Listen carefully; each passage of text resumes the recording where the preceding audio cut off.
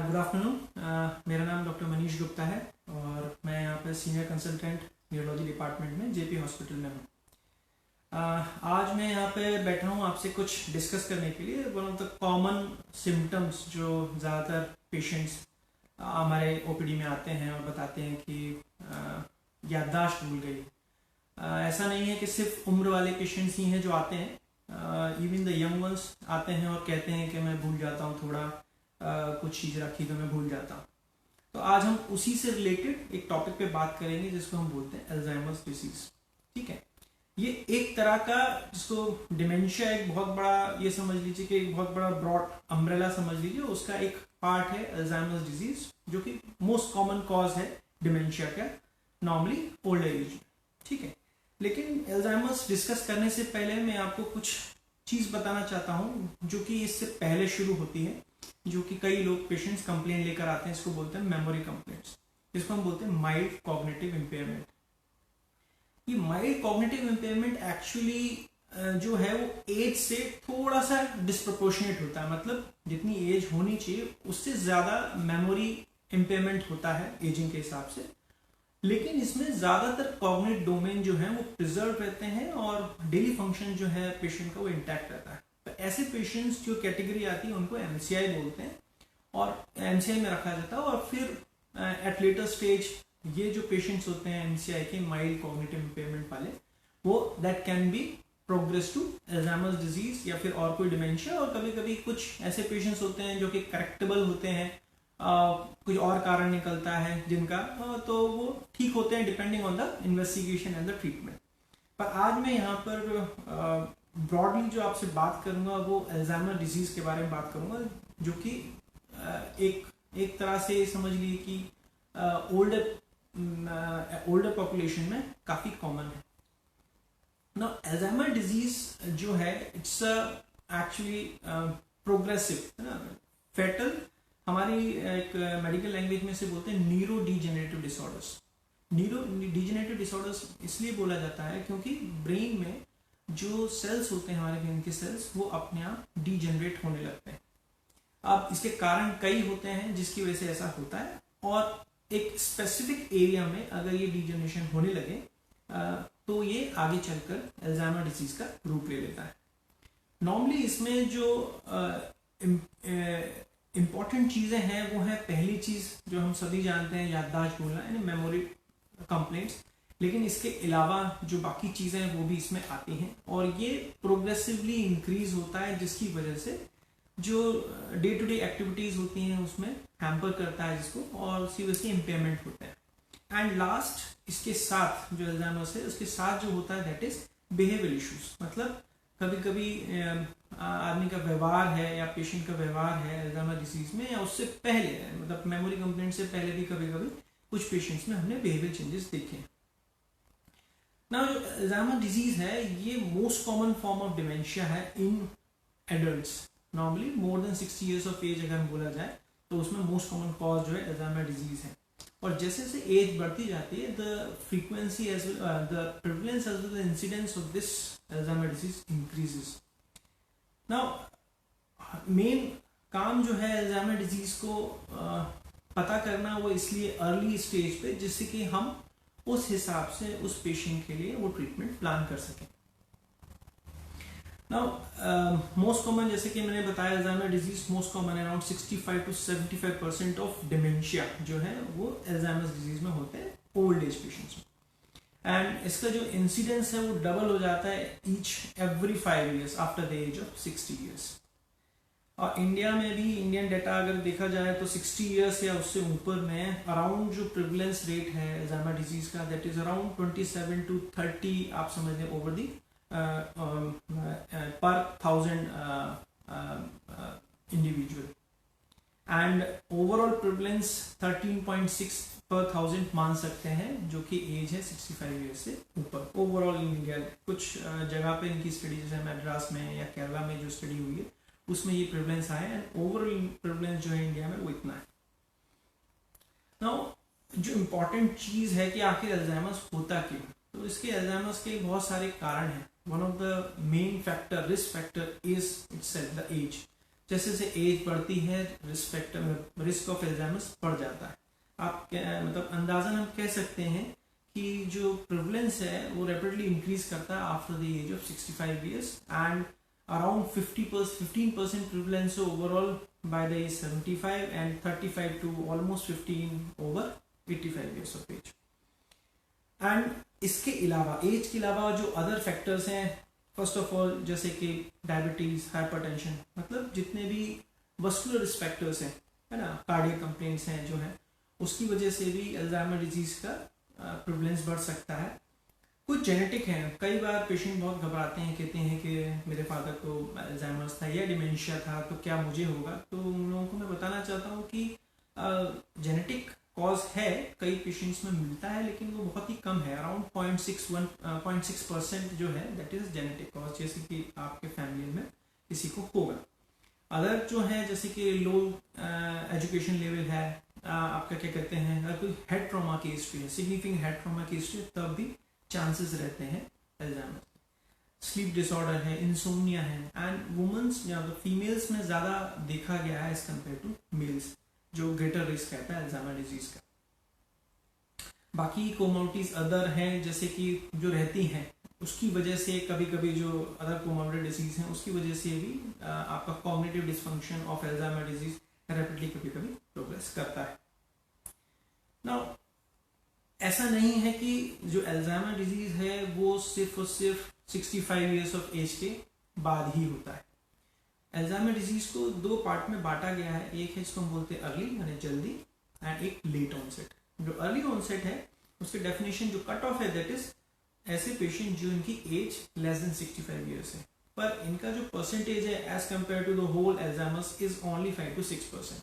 And इसमें भी early onset में भी जो जेनेटिक प्रेडिस्पोजिशन है वो अराउंड 11% है। लेकिन ये जो अर्ली ऑनसेट जो अल्जाइमर्स होते हैं वो ज़्यादा एग्रेसिव होते हैं, इनमें डायग्नोसिस में डिले होती है क्योंकि हम सस्पेक्ट नहीं करते हैं, ज़्यादातर लोग सस्पेक्ट नहीं करते कि इतनी कम एज में किसी को डिमेंशिया हो सकता है। एंड ऐसे पेशेंट में मेमोरी के अलावा ज़्यादातर जो अलग हैं जैसे कि लैंग्वेज है, आपका काम करने का तरीका है, समझना, परसेप्शन है, वो सब ज़्यादा इन्वॉल्व होता है एज कम्पेयर टू मेमोरी। तो इसको तो मैं ज़्यादा डिटेल में डिस्कस नहीं करूँगा अर्ली ऑन से, मेन टॉपिक जो है हमारा अल्जाइमर्स उसी के बारे में हम डिस्कस करेंगे। तो आखिर हम कैसे पता करें कि किसी पेशेंट को अल्जाइमर्स है या उसको डिमेंशिया है। तो अल्जाइमर्स के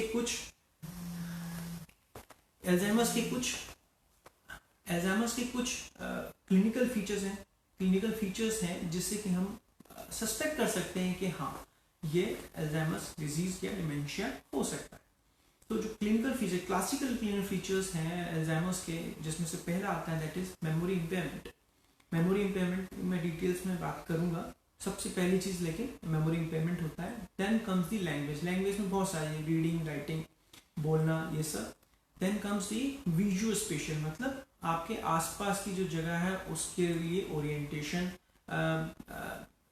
एंड लास्ट इज एग्जीक्यूटिव, मतलब आप जो काम करते हैं, समझते हैं, जो आप पहले करते थे वो सब कर पा रहे। And fifth one is the behavioural abnormalities. ये जो बिहेवियरल एबनॉर्मलिटीज हैं आपको माइल्ड स्टेज से, मिड स्टेज से लेकर अर्ली स्टेज से, मिड स्टेज से लेट स्टेज तक आपको मिल सकती है। अब एंड लेटर स्टेज में पेशेंट चलने में दिक्कत होना, अलग कंप्लेंट्स होना, सीजर्स और अलग चीजें जो अनकॉमन है अल्जाइमर्स में वो हो सकती हैं, but that will be in the late stage. Now अब हम इनिशियली जो हमने बताया अल्जाइमर्स में जिसकी वजह से हम सस्पेक्ट करना चाहिए कि इसको अल्जाइमर्स है, तो उसमें सबसे पहली चीज जो हमको देखनी थी वो थी मेमोरी। तो हमने इनको 5 चीजों में डिवाइड किया था, memory, then comes the language, then comes the visual spatial, उसका एग्जीक्यूटिव एंड द बिहेवियर। तो एक एक टॉपिक पे हम बात करते हैं, देखते हैं कि इसमें क्या क्या सिम्टम्स होते हैं पेशेंट जो कंप्लेंट लेकर आता है हमारे पास। तो पहली चीज जो रहती है कंप्लेंट्स की, फॉरगेटफुलनेस, है ना, बहुत जल्दी भूल जाते हैं और बार बार उसी चीज को रिपीट करते हैं कन्वर्सेशन में और उसको भूल जाते हैं कभी कभी कि उन्होंने ऐसा कुछ कहा था। फिर जैसे कि अपॉइंटमेंट्स भूल गए, बहुत ही होता है ना, जैसे कुछ पढ़ा उन्होंने न्यूज़पेपर में तो क्या पढ़ा वो भूल गए, डिस्कस नहीं कर पाते हैं, टीवी प्रोग्राम देखे तो उसके बाद बता नहीं पाते हैं कि हाँ वो एपिसोड में क्या चल रहा था। तो ये छोटी छोटी चीज़ें स्टार्ट होती हैं और ये धीरे धीरे धीरे बढ़ती जाती है। इनिशियली जो इसमें मेमोरी कंप्लेंट्स जो होती है वो इमीडिएट मेमोरी होती है, मतलब जो अभी की अभी आपने याद किया वो आप भूल जाते हैं। लॉन्ग टर्म मेमोरी खासकर वो आपकी स्पेयर रहती है, और जब एडवांस स्टेज में चले जाते हैं अल्जाइमर्स में तब ये इन्वॉल्व हो सकता है। लैंग्वेज में मैंने जैसे बताया, लैंग्वेज में जो बहुत इंपॉर्टेंट है, जैसे फैमिलियर नेम्स हैं, फैमिली के नेम्स हैं या फिर फ्रेंड्स हैं, उनके नाम को रिकॉल नहीं कर पाना, कभी कभी वर्ड फाइंडिंग डिफिकल्टी, जैसे जब बात करते करते कुछ वर्ड्स में अटक जाना, याद नहीं आना, फिर बात कम करना क्योंकि उन्हें पता नहीं है, फ्लुएंसी जो रहती है नॉर्मली हम लोगों की बात करने की वो कम हो जाती है। एंड लेटर स्टेज में कभी कभी ऐसे पेशेंट्स म्यूट भी हो जाते हैं, मतलब बात नहीं करते। या थर्ड इज विजुअल स्पेशल, जो मैंने समझाया कि एक जो ओरिएंटेशन होता है वो चला जाता है। जैसे कि कॉमन है जो देखा गया है कि कार खड़ी करी है पार्किंग में, तो लॉस्ट कि कहाँ है कार, वो ढूंढने में बड़ी परेशानी होना। आइटम्स हैं जो हाउस के अंदर, घर के अंदर हैं, वो मिसप्लेस कर देना, जबकि वो वहीं रहते हैं, फिर भी पूछना बार बार कि कहाँ है। फिर आ जाता है कि कैलकुलेशन में दिक्कत देना, और बाकी चीज़ों में प्रॉब्लम आता है। एंड देन द एग्जीक्यूटिव, जैसे कि अगर कोई फीमेल है तो जो पहले खाना बनाती थी, रेसिपी जो बहुत अच्छे से उन्हें आता वो नहीं कर पाते हैं, वो बना नहीं पाते हैं, प्लान नहीं कर पाते हैं। जैसे कोई ट्रिप अगर प्लान करना है तो उन्हें समझ नहीं आता है कि इसको कैसे प्लान करें। फाइनेंशियल अफेयर्स में बड़ी दिक्कत होने लगती है ऐसे पेशेंट्स को। एंड उसके बाद जैसे कि आगे चल के कपड़े पहनने में दिक्कत होना, लैपटॉप है, मोबाइल को ऑपरेट करना, इवन जो होम अप्लायंसेज जो कि सिंपल से होम अप्लायंसेज जो पहले बड़े आराम से यूज़ कर लेते हैं उनमें भी दिक्कत आती है। तो जैसे जैसे एडवांस्ड स्टेज बढ़ती जाती है पेशेंट को ये दिक्कतें स्टार्ट हो जाती हैं। फिर जैसे कि चेक राइटिंग हुआ, पब्लिक ट्रांसपोर्टेशन हुआ, तो वो सब चीज़ें उन्हें समझ नहीं आती। और फिर लेटर स्टेज में जो उनकी जो रोज़मर्रा की ज़िंदगी जो जिसको हम बोलते हैं रोज़ डे टू डे एक्टिविटीज़ होती है, उसमें भी जैसे ईटिंग, ग्रूमिंग है, टॉयलेट को कैसे यूज़ करना है, ये एडवांस स्टेज में ये सब स्टार्ट हो जाता है। नाउ इन 4 एस्पेक्ट के अलावा जो बड़ा एस्पेक्ट है that is a behaviour change, जो कि हमने पेशेंट्स में देखा है। And it can be mood disturbances, साइकोसिस, पर्सनैलिटी चेंजेस जो हमने देखे हैं। तो जो इनिशियली जो चीज़ें देखी गई हैं अल्जाइमर डिजीज़ में, वो देखी गई जिसको हम बोलते हैं, मेडिकल टर्म बोलते हैं एपैथी। एपैथी मतलब लॉस ऑफ इंटरेस्ट, जो पहले चीज़ों में एक्टिविटी में जिनका इंटरेस्ट था वो इंटरेस्ट चला जाता है। जो हॉबीज़ थी, सोशल आउटिंग होती थी उनकी जाने की, स्पेंड करते थे टाइम पहले अपने फ्रेंड्स के साथ, लव्ड वन के साथ, उनके साथ वो बैठते नहीं हैं, ज़्यादा बात नहीं करते हैं, अलोन रहते हैं। जो स्पॉन्टिनिटी थी किसी चीज़ में वो चली जाती है उनकी। एंड मोटिवेशन जो रहता है उनका किसी भी चीज़ को काम करने का, वो धीरे धीरे रिड्यूस हो जाता है। तो ये एपैथी जो होती है, ज़रूरी नहीं है कि ये किसी मतलब किसी पेशेंट को मेमोरी कंप्लेंट्स या डिमेंशिया हो रहा है इस वजह से हो रहा है। ये इसलिए हो रहा है क्योंकि जो स्पेसिफिक पार्ट ऑफ ब्रेन है वो जब भी इन्वॉल्व होता है तो ये सारी चीज़ें स्टार्ट हो जाती हैं।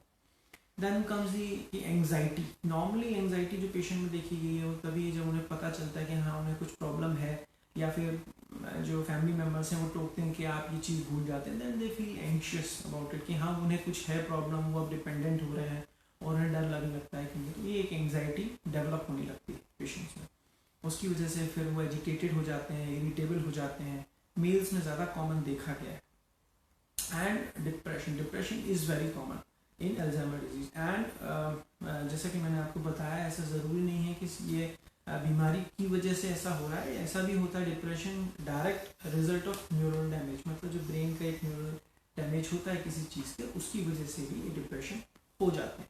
एंड माइल्ड इनिशियल जो है 10% तक, and up to severe cases में 60% तक डिप्रेशन जा सकता है।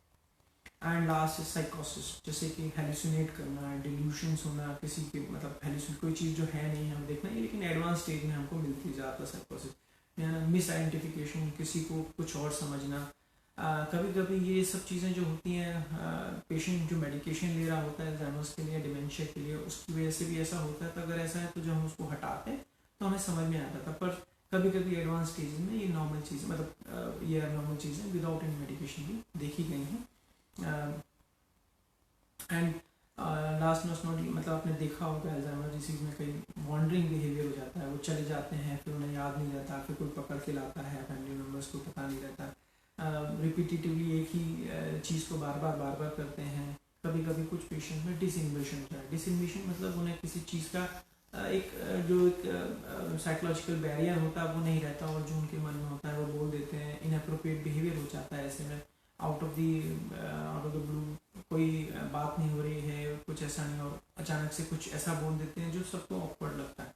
तो ये सारी चीज़ें हमें मिलती है। नाउ ये सब चीज़ें सिम्टम्स आपने सुने मेमोरी से लेकर के अपने language, visual, special, executive and behaviour. अब हमको डायग्नोज, जब पेशेंट हमारे पास आता है, जैसे आप लोग सस्पेक्ट करते हैं कि हाँ ये पेशेंट को डिमेंशिया हो सकता है, पॉसिबल एक अल्जाइमर्स हो सकता है, तो उसको वैल्यूएशन होता है उसके मैनेजमेंट के लिए। तो उसमें जब आप हमारे पास आते हैं तो हमारे पास कुछ ऐसे टूल्स हैं जिससे कि हम सस्पेक्ट कर सकते हैं कि हाँ पेशेंट को डिमेंशिया है। We can not say that Alzheimer's है, बट हाँ depending on the clinical history, क्योंकि इसमें जो डायग्नोसिस है, जो main diagnosis that is history and clinical जो मिलता है, जो एक है, तो उससे ही हम डायग्नोसिस करते हैं। समटाइम इमेजिंग से हम कंफर्म कर पाते हैं कि हाँ ये अल्जाइमर्स ही है। तो जो नॉर्मली हम असेस करते हैं ओपीडी बेसिस पे, और उसके बाद अगर एडमिट होता है पेशेंट हमारे पास तो डिटेल इवैल्यूएशन होता है इन सब चीज़ों का। उसको बोलते हैं, हम बोलते हैं mini mental scoring. Mini mental score examination जो होता है स्कोरिंग, इसमें कुछ पॉइंट्स रहते हैं, 30 पॉइंट्स रहते हैं depending on the education level, और उसके बेसिस पे हम डिसाइड करते हैं कि पेशेंट को माइल्ड है, मॉडरेट है, सीवियर है। एंड फिर उसके बाद जब डिटेल उसका न्यूरो साइक इवैल्यूएशन होता है तो उसमें और चीज़ें हम पता करते हैं, जिसमें ज़्यादातर हम इवैल्यूएट करते हैं दैट इज़ एग्जीक्यूटिव फंक्शन, जो कि हम एमएमएससी से नहीं कर सकते। तो नॉर्मली जो एमएमएससी है, एमसीआई जिसको हम बोलते हैं, एमसीआई जो मैंने शुरुआत में आपसे डिस्कस किया था बिफोर अल्जाइमर्स, तो जिसका एमसीआई होता है, जिसका एमसीआई तो उसका एमएमएससी अराउंड 24 to 30 तक रहता है। लेकिन जिसको माइल्ड होता है एडी, उसका एमएमएससी फिर डिक्रीज होने लगता है बिटवीन 20 to 23, मॉडरेट में it comes to 10 to 19, and severe में it goes up to 0 and 9 से 0 तक जा सकता है। तो इससे हम पता कर सकते हैं कि सीवियरिटी कितनी है अल्जाइमर डिजीज की। बाकी अल्जाइमर डिजीज के कुछ वेरिएंट्स हैं जिसकी वजह से ये वही वेरिएंट्स हैं जो मैंने आपसे शुरुआत में डिस्कस किया था कि अर्ली ऑनसेट अल्जाइमर्स, क्योंकि इनमें डायग्नोसिस में डिले हो जाता है, क्योंकि ये जो वो वेरिएंट्स हैं जो बहुत टिपिकल जो सिम्टम्स होते हैं अल्जाइमर्स के उस तरह से प्रेजेंट नहीं करते, लेकिन ये अल्जाइमर्स के ही टाइप होते हैं। जैसे कि एक होता है फ्रंटल वेरिएंट, जिसमें कि normally patient present with behavioural abnormality पहले मिलती है और उसके बाद उसमें मेमोरी कंप्लेंट्स आते हैं। देन उसके अलावा जैसे हैं पोस्टीरियर कॉर्टिकल एट्रोफी, एक जिसमें कि मेनली ब्रेन के पीछे की साइड की एट्रोफी होने लगती है ब्रेन की, और उसमें मेनली जो विजुअल स्पेशियल कंस्ट्रक्शनल है, विजुअल प्रोसेसिंग है, उसमें प्रॉब्लम आती है। जो सामने चीज़ दिख रही है वो उसमें नहीं दिखती है, कपड़े पहनना, सामने की चीज़ों को पहचान नहीं पाना उसके स्ट्रक्चर से, ये सब चीज़ें पोस्टीरियर कॉर्टिकल एट्रोफी में आती हैं। और एक होती है मिक्स, जिसमें कि आपको बाकी रिस्क फैक्टर्स भी हैं अलॉन्ग विद अल्जाइमर्स। तो ऐसे जो पेशेंट्स होते हैं, इस तरह के वेरिएंट्स होते हैं अल्जाइमर्स के, वो बहुत रैपिडली प्रोग्रेस करते हैं। तो ऐसे पेशेंट को हमको जल्दी डायग्नोस करना होता है, जिससे कि हम कुछ मिस ना करें। अब हमने सिम्टम्स के बारे में बात की, उसके वेरिएंट्स के बारे में बात की। अब बाकी इन्वेस्टिगेशन से उसका कैसे हम एवेलुएट करें, तो एग्जामिनेशन नॉर्मली जो फिजिकल एग्जामिनेशन अल्जाइमर डिजीज में रहता है वो नॉर्मल रहता है। ओनली कि एमएमएससी हमने जो किया या न्यूरोसाइक इवैल्यूएशन किया, उसमें हमको काफ़ी चीज़ें पता चलती हैं। इसके अलावा जो है हमको investigation, lab investigation, blood investigation, वो इसलिए भी करना होता है कि कभी कभी कुछ पेशेंट्स जो होते हैं उनका रिवर्सिबल डिमेंशिया जिसको हम बोलते हैं, कई पेशेंट्स रहते हैं कि हाँ अल्जाइमर्स है लेकिन काफ़ी रैपिडली एकदम से प्रोग्रेस करते हैं। तो ऐसे पेशेंट हमको रूल आउट करना होता है कि कहीं कोई रिवर्सिबल कॉज तो नहीं है, जैसे कि मेटाबॉलिक एबनॉर्मलिटी, हाइपोनेट्रीमिया हो जाना, हाइपरनेट्रीमिया हो जाना, पोटेशियम की कमी, और भी बहुत सारी चीज़ें, कैल्शियम की कमी हो जाना या बढ़ जाना, तो उसकी वजह से भी कभी कभी बहुत जल्दी डिटेरियोरेट। तो अगर हम इन चीज़ों को भी लैब इन्वेस्टिगेशन से ठीक कर लेते हैं तो पेशेंट थोड़ा इम्प्रूव होता है। जैसे हाइपोथायराइड होगा, पेशेंट को शुगर बढ़ गया या कम हो गया, तब भी इस तरह के हमको फ्लक्चुएशंस मिल सकते हैं। तो इन्वेस्टिगेशन का पर्पस, जो लैब इन्वेस्टिगेशन का पर्पस है, जस्ट टू नो कोई और कंप्लेंट और कोई और दिक्कत तो नहीं है जिसकी वजह से जो प्रॉब्लम, कॉग्निटिव डिसफंक्शन या मेमोरी कंप्लेंट्स हो रही है, वो पेशेंट को रैपिडली हो रही है। कुछ क्रोनिक सिस्टमिक डिजीज है जिनका जानना ज़रूरी है, जैसे कि कहीं पेशेंट को कोई लंग की बीमारी तो नहीं है, हार्ट की तो नहीं है, लिवर की तो नहीं है, तो इन सब चीज़ों का इवैल्यूएशन बहुत ज़रूरी होता है।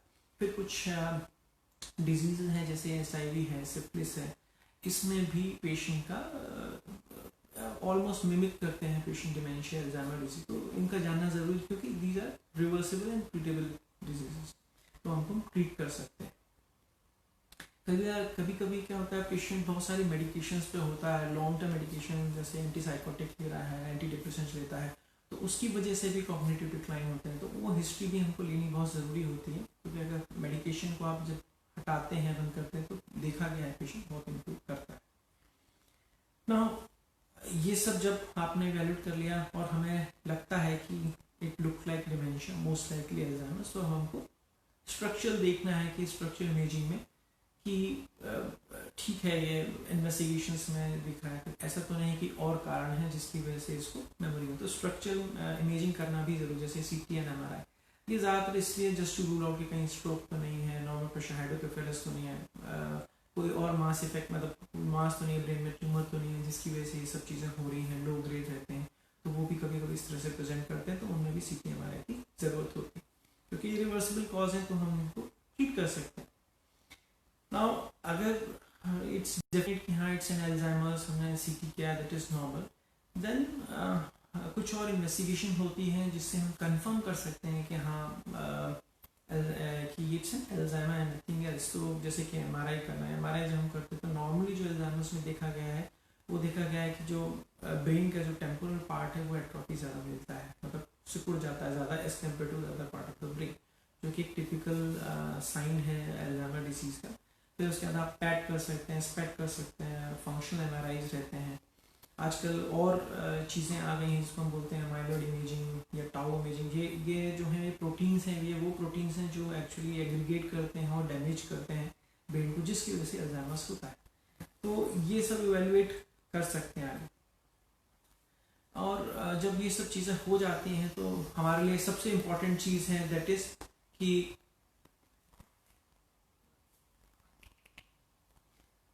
सबसे ज़्यादा ज़रूरी है कि मैनेजमेंट, क्योंकि ये सब चीज़ें तो आप को पता हो, ज़्यादातर हमको मिल जाता है, लेकिन हमारे लिए सबसे ज़्यादा ज़रूरी है कि ऐसे में मैनेज कैसे करें, क्योंकि एज सच जो ट्रीटमेंट है अल्जाइमर्स डिजीज़ का वो बहुत कम है। कुछ मेडिकेशंस हैं जिसका भी बहुत ज़्यादा अच्छा इफेक्ट नहीं है, पेशेंट अल्जाइमर्स में प्रोग्रेस करता ही करता है। तो हम क्या ऐसा करें जिससे कि patient and the care giver, उन दोनों का जो बर्डन है या जो डिजीज बर्डन है वो कम कर सकें। तो उसमें कुछ है नॉन फार्माकोलॉजिकल ट्रीटमेंट जो मेनली न्यूरोसाइकेटिक सिम्टम्स, जैसे पेशेंट इरिटेबल होता है, एंग्जाइटी, उसको कम करने के लिए तो आप क्या कर सकते हैं, जिसको हम बोलते हैं एनवायरमेंटल मैनिपुलेशन। एनवायरमेंटल मैनिपुलेशन में आप क्या करते हैं कि आप सिंपल रखें चीज़ों को, जैसे उनके घर है, घर मतलब उनका जो रूम है उसमें कम से कम चीज़ें रखें और फिक्स रखें, वहाँ पर ज़्यादा कन्फ्यूजन ना हो, वहाँ साइनेज हो, चीज़ें मिक्स ना करें और बहुत फ्रीक्वेंट चेंजेस ना हो उनके सराउंडिंग्स में। एंड बिहेवियर टेक्निक्स में आप क्या कर सकते हैं, जैसे कि वो अगर वो भूल भी रहे हैं तो आप उनको बार बार बताएं नहीं, क्योंकि उससे उनको और ज़्यादा इरिटेशन होता है। सिंपैथाइज करें, एम्पैथाइज करें पेशेंट के साथ, वो बहुत इंपॉर्टेंट है आपके लिए। ये चीज़ें जो है नॉन फार्माकोलॉजिकल हैं। बाकी उनको सेफ एनवायरनमेंट में रखना, कॉन्ट्रास्टिंग कलर्स यूज़ करना जिससे कि उनको ज़्यादा अच्छे से चीज़ें समझ में आए, डायरेक्शंस होते हैं, साइंस होते हैं, जिससे उन्हें पता रहे, ओरिएंटेशन रहे कि हाँ वो कहाँ है और उनको कहाँ जाना है। उनका एक रूटीन जो है वो स्ट्रक्चर्ड होना चाहिए and it should be consistent with the environment. Change जैसे मैंने बताया नहीं होना चाहिए। एंड फैमिलियर ऑब्जेक्ट्स जो हैं उनके, जैसे कि पिक्चर्स हैं, मोमेंटो जो पुरानी उनकी याद है, वो उनके साथ रहना चाहिए जिससे कि उनको क्यूज मिले, थोड़ा ओरिएंटेशन रहे, जैसे कैलेंडर होना चाहिए, क्लॉक्स होना चाहिए उनके घर के आसपास, जिससे कन्फ्यूजन उतना ज़्यादा ना रहे। कम्युनिकेशन जब आप करें किसी भी अल्जाइमर पेशेंट के साथ, तो it should be clear and simple. बहुत कॉम्प्लेक्स आप अगर कम्युनिकेट करेंगे तो वो कन्फ्यूज हो जाएंगे, तो बेटर है बहुत सिंपल रखें उनको। एनकरेज करें कि वो एक्टिव रहें, पार्टिसिपेट करें हर चीज़ में, चाहे वो डिसीजन मेकिंग हो, सोशल गैदरिंग हो या किसी भी सोशल आउटिंग हो, उसमें उनको एनकरेज करें कि आप इसमें आए, इससे काफ़ी हेल्प मिलता है। Psychological, this is psychological. बाकी मेडिकेशंस हैं, कुछ ड्रग्स हैं जो हम देते हैं जिससे कि हमने देखा है there is a effect depending on कि क्या स्टेज है पेशेंट की, उस हिसाब से उसको मेडिकेशन दी जाती है ना। जैसे कि नॉर्मली ये तो अल्जाइमर डिसीज़ के बारे में हो गया कि क्या करना है, बिहेवियर चेंजेस हैं, मेडिकेशन है। लेकिन एक जो बहुत बड़ा क्वेश्चन है वो यही है कि आखिर ये होता क्यों, अल्जाइमर्स आखिर होता ही क्यों है पेशेंट्स को। तो इसका एक्चुअली जो अगर हम पैथोलॉजी में जाएं इसके, तो एक्चुअली जो इम्पॉर्टेंट चीज़ है जो ब्रेन में जो एक्यूमुलेट होती हैं जिसकी वजह से डैमेज होता है, that is what we called as a senile plaques, इसको बोलते हैं एमाइलॉइड प्लाक्स बोल सकते हैं, neurotic plaques and as well as neural fibril tangles. ये एक्चुअली क्या है, ये protein tau proteins and amyloid proteins होते हैं, ये एक्चुअली एग्रीगेट करते हैं। नॉर्मली क्या होता है कि ये हमारी बॉडी में बनते हैं और ये हमारी बॉडी से निकलते भी जाते हैं, लेकिन कभी कभी बिकॉज ऑफ ऑक्सीडेशन, बहुत सारे कॉम्प्लिकेटेड स्ट्रक्चर जिसकी वजह से एक्यूमुलेट होने लगते हैं हमारी बॉडी में और बाहर नहीं जा पाते। जब ये एक्यूमुलेट होने लगते हैं तो ये हमारी ब्रेन को डैमेज करते हैं और इस यही कारण होता है जिसकी वजह से अल्जाइमर्स होता है। नाउ क्या हम अल्जाइमर्स को प्रिवेंट कर सकते हैं या इसकी प्रोग्रेशन को रोक सकते हैं, या डिमेंशिया जो है कुछ ऐसे प्रिवेंटिव मेजर्स जो हम कर सकते हैं जिसकी वजह से कि एज सच डिमेंशिया जो है वो पेशेंट को कम हो, क्या हम ऐसा कर सकते हैं? तो आज मैं थोड़ा सा इसके बारे में डिटेल डिस्कस करूँगा इसको, जैसे कि आपको भी समझ आए कि अगर आपको प्रिवेंट करना है अपना डिमेंशिया पार्ट तो आपको क्या क्या करना चाहिए। तो इसके लिए जो है बहुत सारी चीज़ें हैं जिसमें कि सबसे इम्पॉर्टेंट चीज़ है education. Educate as much as possible है ना, आप नई नई चीज़ें पढ़ें, ज़रूरी नहीं है ना बुक्स पढ़ना, रीडिंग करना, ये सब। Then encouragement of the life style, beneficial life style, जो लाइफ स्टाइल चेंज करना, वो मैं बताता हूँ आपको, ये बहुत इंपॉर्टेंट है क्योंकि जब आप ये सब चीज़ें करेंगी तो उससे देखा गया है, जो कई ट्रायल्स हैं उसमें देखे गए हैं कि उससे cognitive, executive as well as जो भी इम्पेयरमेंट थे उसमें इम्प्रूवमेंट आया है। One of the most important thing जो लाइफ स्टाइल चेंज है that is a physical exercise. Physical exercise इसलिए इंपॉर्टेंट है क्योंकि जैसे मैंने शुरुआत में बताया, रिस्क फैक्टर्स होते हैं, डायबिटीज़ है, हाइपरटेंशन है, कार्डियक डिजीज़ है। तो अगर हम एक्सरसाइज रेगुलरली करें तो ये सब चीज़ें सबसे पहले तो नहीं होंगी। कार्डियक कंडीशन है ना, अगर हम रेगुलर एक्सरसाइज करें, अपना बॉडी मास इंडेक्स है उसको मेंटेन करें अराउंड 80 to 24 के बीच में, तो जो क्रोनिक डिजीज़ है वो हम प्रिवेंट कर सकते हैं। अगर हम उनको प्रिवेंट करेंगे तो एक तरह से हम वो रिस्क फैक्टर्स को हम प्रिवेंट कर रहे हैं और हम फिर डिमेंशिया को भी प्रिवेंट कर सकते हैं कुछ हद तक। एक्सरसाइज में आप क्या क्या कर सकते हैं, एरोबिक एक्टिविटीज़ कर सकते हैं। क्यों ओल्डर एज में ये बहुत इंपॉर्टेंट है एरोबिक एक्टिविटीज, एक्सरसाइज, क्योंकि इससे फॉल डिमिनिश्ड होते हैं, फंक्शनल एबिलिटी बढ़ जाती है पेशेंट की, पेशेंट ज़्यादा अच्छा फील करता है, न्यूरोसाइकेट्रिक सिम्टम्स भी होते हैं वो भी कम होते हैं इसकी वजह से। मिनिमम 30 मिनट्स अगर आप ले सकते हैं, multiple bouts, around 3 bouts, 10 minutes के बाउट्स एक्सरसाइज कर सकते हैं मॉडरेट इंटेंसिटी के, हफ्ते में 5 दिन करें तो बेहतर है। सेडेंटरी लाइफस्टाइल जो है वो अवॉइड करनी होती है ऐसे में। एंड एरोबिक एक्सरसाइज हुआ, रिक्रिएशनल फिजिकल एक्टिविटी, ओल्डर जो है उनको गार्डनिंग कभी कभी बहुत अच्छी लगती है, it's a good exercise, physical activity, वो गार्डनिंग उससे, क्योंकि पेशेंट्स जो होते हैं उनको अटैचमेंट होता है, फिर वो उसको ग्रो करते हैं तो they feel good about it, तो ये हम कर सकते हैं। देन कम्स दी डाइट, खाना जो है हमारा वो हम चेंज कर सकते हैं, जैसे कि fish, dairy fruits products, dairy products हो गए, ओलिव ऑयल हुआ, प्लांट फूड हुए, fresh fruits, nuts, legumes, whole grain, क्योंकि ये जो है ये एक्ट एज एन एंटीऑक्सीडेंट। और मैंने जैसे बताया आपको कि ब्रेन में ऑक्सीडेशन की वजह से ये प्रोटीन्स जो हैं वो ब्रेन में एक्यूमुलेट होते हैं, तो अगर हम एंटीऑक्सीडेंट्स लें तो हम इससे प्रिवेंट कर सकते हैं टू एन एक्सटेंट। और जो लिमिट करें अपना प्रोसेस फूड जो हम ज़्यादातर लेते हैं उनको आपको लिमिट करना होगा, रेड मीट, सॉल्ट व स्वीट्स वगैरह आपको लिमिट करना होगा। ये देखा गया है कि इनको जब कम करते हैं तो कॉग्निटिव इम्पेयरमेंट जो है, जो प्रोग्रेशन है वो कम देखा गया। सोशल एंगेजमेंट बहुत इंपॉर्टेंट है। सो सोशल एंगेजमेंट बहुत इम्पॉर्टेंट है, जैसे कि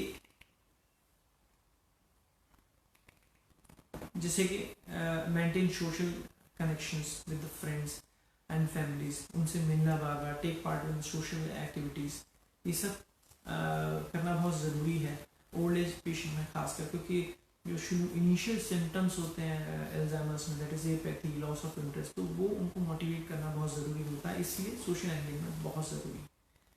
देन द कॉग्निटिव ट्रेनिंग, ये देखा गया है कि अगर मेंटल ट्रेनिंग किया जाए शुरुआत से ही, एक्सरसाइज की जाए, मेंटल एक्सरसाइज, तो वो एनहेंस करता है ब्रेन रिजर्व को इन लेटर पार्ट ऑफ लाइफ, और ब्रेन को अगर रिजर्व करेंगे तो सीधी सी बात है, आपको जो रिस्क है डिमेंशिया का, अल्जाइमर्स को, वो प्रिवेंट कर सकते हैं।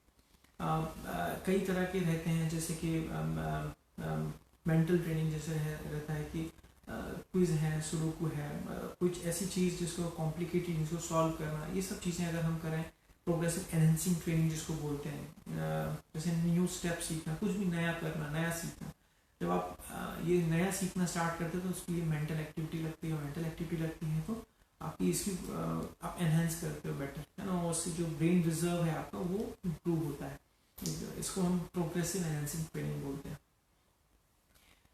कुछ ऐसी चीज़ें रहती हैं जैसे कि रिस्क फैक्टर्स, जो मैंने बताया कि अगर हम उनको अगर जैसे आप किसी को हाइपरटेंशन है, डायबिटीज़ है, हार्ट प्रॉब्लम है, तो अगर है ही पहले से, तो अगर हम उसको स्ट्रिक्ट कंट्रोल करके रखें, ब्लड प्रेशर को स्ट्रिक्ट कंट्रोल करके रखें, क्लोजली मॉनिटर करें, तो भी देखा गया है कि हम जो डिमेंशिया वाला पार्ट है या कॉग्निटिव वो इम्पेयरमेंट जो बहुत प्रोग्रेस कर रहा है उसको रोक सकते हैं। कुछ एजुकेशन, जैसे मैंने बताया कि एज मच एजुकेट करना है, इसके अलावा एक देखा गया है vitamin C and vitamin D, इसका इंटेक लिमिटेड अमाउंट में अगर हम लेते हैं तो इसके भी ट्रायल्स में देखे गए हैं कि it's positive effect on the cognition and the hyperhomocysteinemia. Normally ये यंग्स में मिलता है। Hyperhomocysteinemia is one of the cause of young strokes, है ना, मतलब स्ट्रोक इन यंग्स। तो अगर हम हाइपर होमोसिस्टेमिया को कंट्रोल करते हैं तो ये भी देखा गया है कि इससे हम जो आपका अल्जाइमर्स है, सच है, डिमेंशिया, उसको भी हम कंट्रोल कर सकते हैं। तो ओवरऑल मैंने आज जो बताया अल्जाइमर्स का, तो उसकी जो मेन जो ब्रीफली अगर मैं डिस्क्राइब करूँ अल्जाइमर्स में, तो यही है कि अल्जाइमर्स में मेमोरी कंप्लेंट के अलावा language, visual executive dysfunction and then जो बिहेवियरल सिम्टम्स रहते हैं वो बहुत कॉमन रहते हैं एंड ये स्लोली प्रोग्रेस करता है। इसकी इन्वेस्टिगेशन ज़्यादा नहीं है, लेकिन अगर कोई रिवर्सिबल कॉज है तो उसको कंट्रोल करना ज़रूरी है, तो उसकी इन्वेस्टिगेट करना होता है। मेडिकेशन एज सच लिमिटेड है फॉर अल्जाइमर डिजीज, लेकिन जो हम कर सकते हैं that is to reduce the risk factors. First, regular exercise, diet हम बहुत अच्छा रखते हैं and physical and mental training. अगर हम ये करते हैं तो हाँ, ये to such an extent we can prevent the Alzheimer disease. इसी के साथ मैं आप सब लोगों को धन्यवाद दूंगा कि आप लोगों ने मुझे सुना एंड